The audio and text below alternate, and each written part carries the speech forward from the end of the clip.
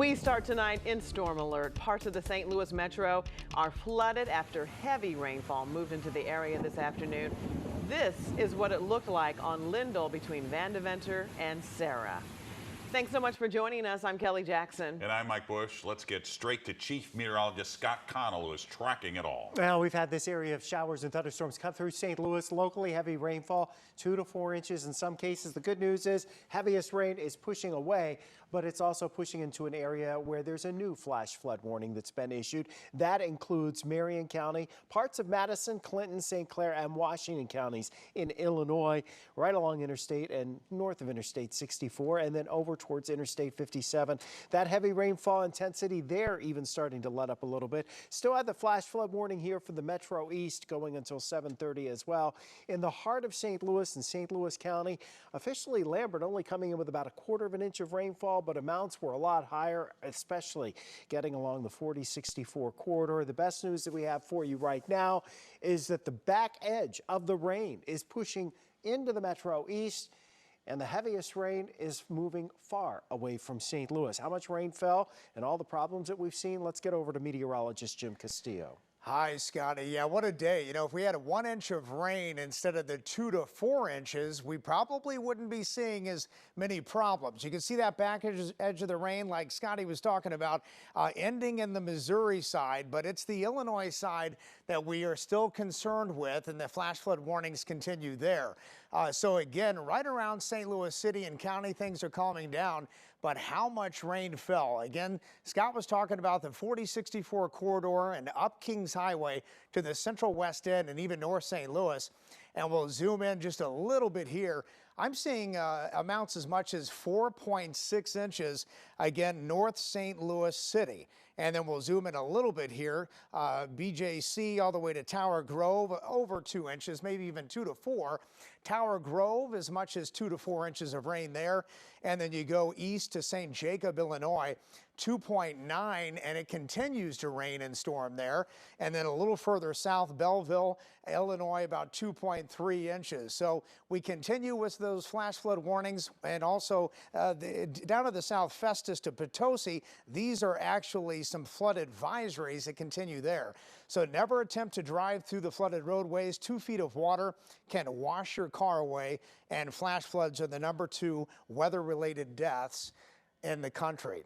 So coming up, a front's moving through. We will dry out. I'll have the main weather forecast in just a bit. For now, Mike, let's toss it back to you. All right, Jim, thanks. We have team coverage tonight. Let's start with Travis Cummings. He's live in St. Louis City on Delmar near Union at the 3rd Degree Glass Factory. Travis. Yeah, Mike, right between Kings Highway and Union, right here on Delmar. I got to tell you, an hour ago, this space you see right here was a different story. There's unmovable cars in the street that had to be stopped. I know at least 3 people had to be rescued from their vehicles. One lady, I talked to her earlier, her mom was actually in this car. She had to come here to see what was happening with her vehicle. It's unmovable, glass broken. But what you really got to see here is the 3rd Degree Glass Factory. Take a look at all of this water spilling out of their event space. There's furniture in there, art pieces, pieces that mean something to these artists that are just floating in this space here. I talked to a woman, she says she was basically making beads while this water just came rushing in. She had water up to here. She was unable to get home this afternoon. So listen, I want to bring in the event manager here because you had to evacuate as well. We did. Thank you so much to St. Louis Fire Department for coming and taking care of all of our team members. All of our on-site staff is safe. We are so thankful for that. And we actually have our team inside right now cleaning up all that broken glass. As you said, priceless pieces of art that people made are gone. So we are going to clean up. We are obviously canceling. We were supposed to have a wedding this evening, unfortunately. So we are rescheduling and working with all of our guests to come back. But unfortunately, we are closed for the foreseeable future, for I guess the time being, I should say. Well, stay dry and stay safe. But I want to tell you, there's always, some good that comes out of these stories and this weather. Our community is moving so quickly. We've learned from just 24 hours ago, 48 hours ago when this historic flooding started. I see excavation crews popping in here. They've already started pumping out water. We're right across the street from the AT&T building here on Del Mar. Fire crews moved very swiftly, and now we're going to see some of these tow trucks start picking up some of these vehicles, hopefully rather soon. But for now, we're live off of Del Mar. Travis Cummings, back to you guys in the studio. All right, thank you, Travis. And we have found a lot of businesses have been forced to close this afternoon because of the flash flooding. Let's check in with Robert Townsend in Midtown near Lindell and Vandeventer. About an hour ago, Robert, that street was underwater. What's the situation there now? Hey there, Kelly. You can see right now it's definitely stopped raining out here. Busy, popular Lindell is just a muddy mess. The water started receding, going down fairly fast about 30 to 40 minutes ago. That car back there you see, it was one of several that was partially submerged here along Lindell. Let me get you over here too. This white car was stuck there in the middle of the road there, partially submerged. Now the guy who was behind the wheel, stuck in all that, was Father Paul Sheridan, longtime priest at St. Louis University High School.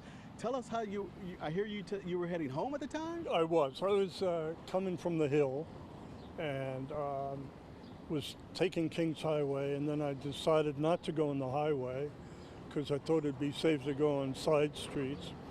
And it was blinding rain, dark. Everyone had their lights on and flickering. And so I came up Lindbergh. I live at the end of Lindbergh, and all that water was filling up your car fast. No, when I came to the last 30 yards behind me here, then the car couldn't get through the rise of the water, and I was following somebody in front, and he made it, and I thought I couldn't estimate the depth of the rain because of the poor visibility. Sure. So and what's I didn't make it. What's racing through your mind? I want to save the car. And so I came to a sudden halt. The battery went out, and I sat in the car until the water rose above the seat. And then I thought, well, time to go. And I was able to open the door, and I swam to a tree, and when I got to a certain tree, the fire department came and walked me over to McDonald's behind me. Because you fell in the water. Oh, I was swimming. Yeah. I swam to the tree, and my phone, too bad, was in my hand, and of course it's flooded. Now, see, your pants are a little dirty there, but you're okay, right? Oh, yeah, I'm fine. No injuries. And you went inside the McDonald's. And they were so kind. They gave you a cup of tea? A cup of tea and a hot chocolate. Yeah. And the people couldn't be kinder. Yeah. Have you ever seen a wicked storm like that? Yes, I have, but I was never in it. Yeah. This is different. Father Sheridan, hey, listen, thanks a lot. I appreciate it. Go home and get dry. Thank you so much. Thank you for taking the time. Thank you. Sure, God bless you. God bless. All right, you got to talk about a strong soldier. Hey, so again, Midtown is just basically back to normal. You see these drivers over my shoulder just heading down the street. But again, the story out here is this guy. You got to just commend him. Talk about a strong trooper. Thank you. All right. Kelly and Brent, back to you guys. Kelly and Mike. All right, Robert, thanks very much. Well, today a family in Webster Groves saw their house for the first time since being rescued by first responders on a boat. 5 News' Pepper Baker talked with the family today about that ordeal. Pepper. Kelly, Mike, Jennifer Redeker's house, along with a few others on East Pacific Avenue, it's just not good. Redeker's car ended up in the front lawn, and the water line came up to near the top of her bedroom door, and that wasn't even the half of it. When she woke up at 4 a.m. Tuesday morning, she said that the water was already up to her ankles. The streets were flooded outside. The water was over her tires of her car. She woke up her son and her daughter, and they put their 2 guinea pigs as high as they could and gathered their dogs. She called 911 and had to wait 2 hours in the dark for first responders to get to her by boat. By the time that they got there, the water was up to their waists. They made it out with their lives, their animals, and just the clothes off their backs. Being in complete darkness and just being able to feel the water and having objects hitting your legs and not knowing what's in the water, it was terrifying. Like so many other families we've talked to, Redeker told us that the insurance company says they won't cover flash floods. And I mean, they've lost everything and have to start back from zero. We have so much more to show you coming up at 6, live in Webster, I was in Webster Groves. Back to you guys in the studio here. All right, Pepper, thanks. Well, in response to the flash floods, St. Charles County has declared a state of emergency. The floods damaged homes and businesses, highways shut down, 87 people had to evacuate, and there were hundreds of calls for help. The state of Missouri and St. Louis County also declared a state of emergency after the flooding. And right now, the city of St. Charles is hosting a flood recovery open house. This is for people who were impacted by flood damage. The city is answering questions about the recovery process and giving out resources to help. It is at the fire station on Boshertown Road until 7 tonight. And if you need resources after the flood or would like to help, just text the word HELP to 314-425-5355. We are back after the break.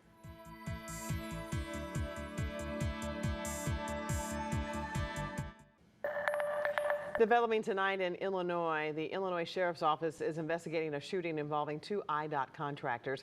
It happened last night at Dix Irvington Road at the Interstate 57 overpass. This is just north of Mount Vernon. The first employee was shot in the back of the head. The second was shot trying to help the first worker. Mount Vernon police arrested 2 juveniles but were later released because of their age. The 2 workers are being treated for serious injuries, but they are expected to survive. In North St. Louis County, police investigating a shooting that left 1 person dead outside an apartment complex. It happened last night on Madison Avenue in Berkeley. Officers found a teenage boy shot on the sidewalk. He died at the scene. Right now, there is no word on a suspect or a possible motive. We're still working to get more information. Illinois Senator Dick Durbin has tested positive for COVID-19. In a statement from his office, the senator said he only has mild symptoms. He is fully vaccinated and received 2 booster shots. The senator plans to follow CDC guidelines by working remotely and quarantining. And about 1/4 inch at Lambert, believe it or not. But then you get to Webster Groves, it's about almost 4 inches of rain. So flash flood warnings continue in many areas. We'll have a full update coming up. Getting to some other news now. We're less than a week away from the Missouri primary, and voters in the redrawn 2nd District have a big decision to make. District 2 is southwest of St. Louis and includes towns like Innsbrook, Union, Fenton, and Melville. 5 on your side's Holden Kerwicki has a breakdown of what you need to know before you head to the polls. How are you? Oh. For nearly a decade, Missourians in the 2nd Congressional District have been represented by the same voice on Capitol Hill. People in the 2nd District can't afford gas, groceries, or even find baby formula. Good luck to you. Having lapped the field on campaign fundraising, Congresswoman Ann Wagner has remained clear on her message heading into the 2022 election cycle. We need to focus on increasing domestic energy supplies, getting people back into the workforce, reducing government red tape, and saying no to the runaway spending policies pushed by Joe Biden and Nancy Pelosi. She voted with Trump 93% of the time. I don't believe that aligns with the district, and her most recent votes, I think, show us that it's time to replace her. That could be a tall task in a redrawn district that now includes traditional Republican strongholds in Franklin and Warren County, though that hasn't detoured State Representative Trish Gunby. I think they're underestimating how folks are going to vote in these areas. A lot of this was decided before Roe v. Wade was overturned. Gunby's reasoning for seeking the Democratic nomination in the 2nd District is clear. My goal, my end game, is defeating Ann Wagner. But first, she has to hold off challengers like 25-year-old Raymond Reed, who has drawn national attention for being part of the first wave of Gen Z to run for Congress. I am the only federal candidate in Missouri's history who's had to learn shooter drills before I even learned how to read. We're bringing an entirely new perspective to Congress. As a first-time candidate, Reed has indicated that he would support Gunby in the event that he loses the primary. But regardless of which candidate you support, they all told me the most important thing you can do on Election Day is get out and vote. Reporting in St. Louis, Holden Kerwicki, 5 on your side. 5 on Your Side has put together a comprehensive guide to the Missouri primary. To learn more about the candidates and the initiatives on the ballot, just go to ksdk.com/guide. You can also scan the QR code on your screen or text the word guide to 314-425-5355 and join us next Tuesday night for our Missouri primary coverage. We will go live as soon as the polls close on the 5+ app. You can download it for free on your Roku or Fire TV. We'll also have expanded results on 5 on Your Side at 10. All right, now let's go to Laura Barczewski. She is live in Brentwood with the mayor there after the flooding there. Hey, Mike. Yeah, we're here on Strassner Drive with Mayor David Dimmitt. So tell me, Mayor, what is the area where we really need to avoid? Strassner just got reopened, right? Right. Yeah, Strassner is now open. It was completely underwater. This right behind you is Black Creek. And Black Creek drains into Deer Creek just south of Manchester Road at Hanley. And so when we have these massive rain events, it was real quick, obviously this afternoon. The water rose fast and it flooded all of Strassner and the YMCA parking lot.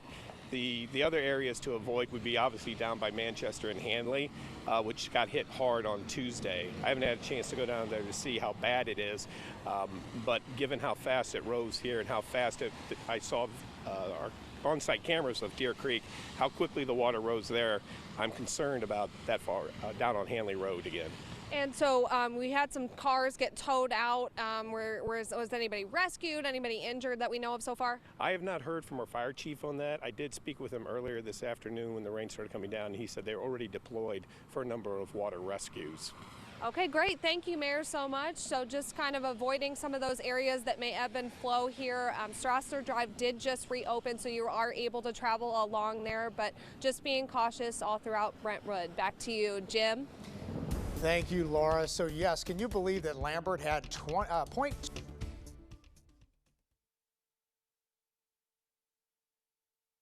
inch storm total from that last storm. So what we're looking at, though, just south of Lambert, over 4 inches of rain, and that includes the central west end. So we continue with that flash flood warning until about 5:45. So just less than a half an hour here from Creve Coeur to Bridgeton through St. Louis City. And you can see that I took off that warning. You can see that rain has really come to an end, maybe a couple sprinkles around the city. You go further to the east, right along 50, Breeze to Carlisle. We continue with the flash flood warning until 7:30 p.m.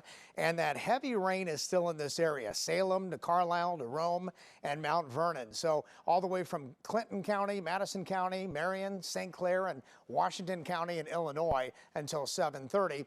And flash flood warnings also for Jefferson County. So again, a slither of Jefferson County from around High Ridge to Arnold to Melville until 7:30. So that rain is finally coming to an end there.